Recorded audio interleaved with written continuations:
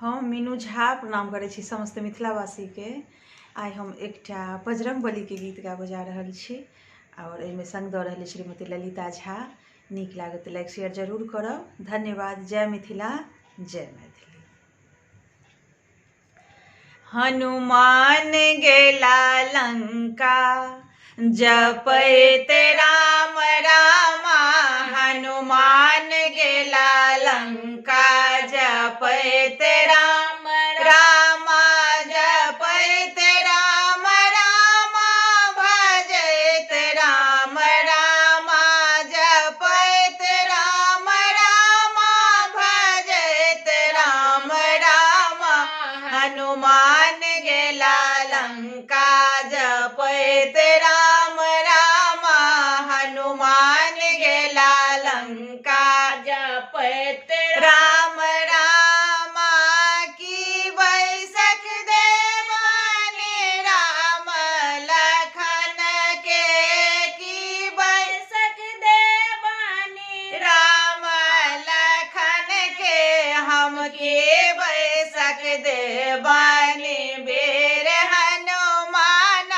हनुमान गेला लंका जपैत राम रामा।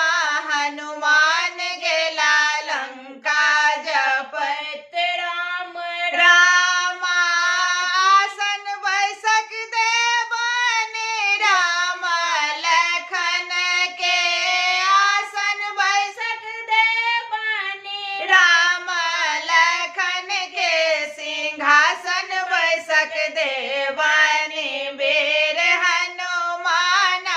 सिंहासन बैसक देवानी बेर हनुमान। हनुमान गेला लंका जपैत राम रामा। हनुमान गेला लंका जपैत राम रामा।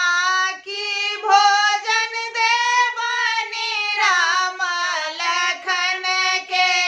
की भोजन देवानी राम लखन के। हम की भोजन देवानी बेर हनुमान। हनुमान गेला लंका जपैत राम रामा। हनुमान गेला लंका जपैत राम रामा। कंद मूल फल दबन राम लखन के। कंद मूल फल दबन राम लखन के। हम लड्डू भोजन देवानी बेर हनुमान। हम लड्डू भोजन देवानी बेर हनुमान। हनुमान गेला लंका जपैत राम रामा। की विदाई देवानी राम लखन के। की विदाई देवानी राम लखन के। हम की विदाई देवानी वीर हनुमान। हनुमान गेला लंका जपैत